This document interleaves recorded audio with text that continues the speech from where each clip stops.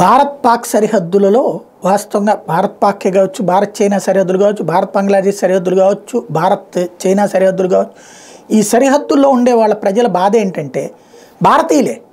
నిజంగా చెప్పాలంటే ప్రాణాలు ఫణంగా పెట్టి 24 గంటలు దేశం గురించి ఆలోచించే వాళ్ళు వాళ్ళే.